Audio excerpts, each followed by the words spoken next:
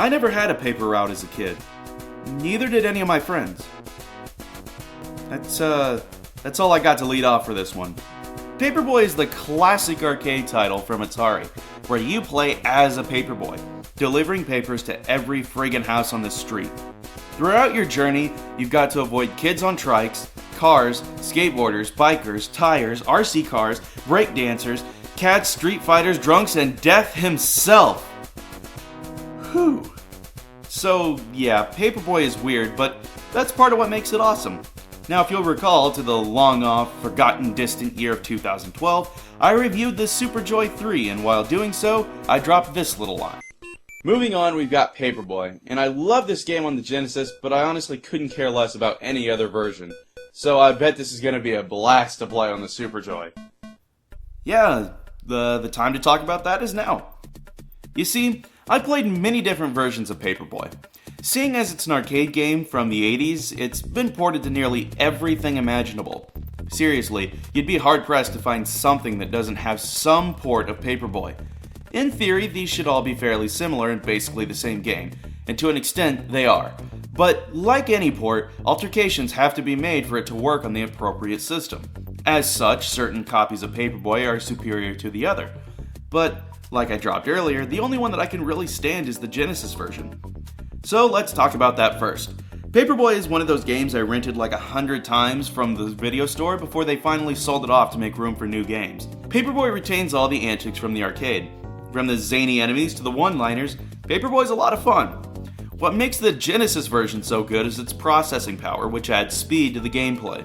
Make no mistake, the Genesis version of Paperboy is much faster than the NES version. For the most part, Paperboy is a good game. Hitting things with your newspapers is satisfying, being able to zip through the levels at lightning speed is a blast, and getting a perfect delivery will never stop feeling like some kind of grand achievement. Yay! Paperboy also uses the Genesis' sound to its advantage. In turn, it makes a pretty awesome remix of the tunes from the arcade, which I honestly prefer. Most of the sound effects are good as well, and Paperboy himself talks. Traveling back to the year of 2012, and man, I keep going back to Bubsy, but I mentioned that as a kid, I really liked these games that had dumb one-liners. Paperboy was no exception to the rule, but actually, I still like these a lot today. Something about playing as a self-loathing Paperboy is really funny. I live a life of danger. Let's see you hang 10. I hate that kid. Plus, you can make out what he's saying, so that's nice. Despite having only 3 levels and having you go through each one 7 times, Paperboy is strangely addicting. Each day increases the difficulty and adds new obstacles. Your goal is to aim your newspapers at either the mailbox or the front door of each house you're supposed to be delivering to. Along the way, you can smack those stupid kids or break dancers with a paper for extra points, which will give you the lives you'll need for the later days of the week. Paperboy isn't without some faults, and these are the ones that plague most, if not all, versions of the game. For starters, Paperboy is played from an isometric perspective. Now, this mostly works since you only have to move left and right, so it very rarely, if ever, gets disorienting. But there are times that it's difficult to tell where certain obstacles are. These tend to be small things like signs and mailboxes, and usually you can go a different path to avoid them. But sometimes it's easier said than done. This also extends to where your paper is going to hit. Part of Paperboy is the momentum you have when you toss a paper. If you're going slow, Paperboy will toss straight forward. But if you're going fast, each paper will be lobbed at an angle. This is something you have to keep in mind if you're hurrying through the game, which there are times you'll have to do. The problem is that it can be hard to tell if your throw is going to hit its mark and what it'll do. Namely, this damn house. It's easy to break windows, and this place has all windows in the front. You basically have to aim for the mailbox or suffer breaking a window. Awesome. Probably the weakest part of Paperboy on the Genesis is the graphics themselves.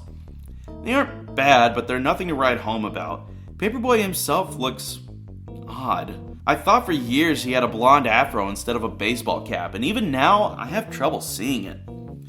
While you can make out for the most part what all these characters are portraying, some of them do seem strange.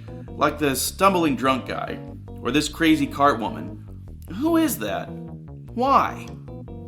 But overall, Paperboy on the Genesis is a great game. It's easy to pick up and play and has those addictive, quarter-eating qualities that made the arcade original so great. So, why is it that I can't stand any other version of it? Sure, the NES version should pale in comparison. It's a weaker console, but that's the one that most people have played.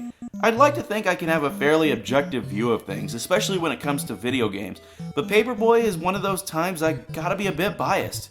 And to be fair, I've given several other incarnations of Paperboy a shot, like the Game Boy and NES ones, but both of those were too slow and clunky for my taste. And I've even tried the arcade version too, the real thing. Well, okay, not the actual cabinet with the handlebars, I mean, I'd like to, but my point is that I didn't really care for that one either. Something about it seems off because the sprites are so much bigger and Paperboy looks like he'll fall off his bike at any time. A lot of this is nitpicky, small stuff, but there's something about a dumb game like Paperboy. Everybody has that one thing that not everyone knows about, or at least has some sort of attachment to. And, I think it really comes down to this. Paperboy relates to a simpler time, when Sega Genesis was king, and the only real worry I had was getting to rent it for the weekend. It may be blind nostalgia, but sometimes it's okay to visit the past. Sometimes it's good to know what you like.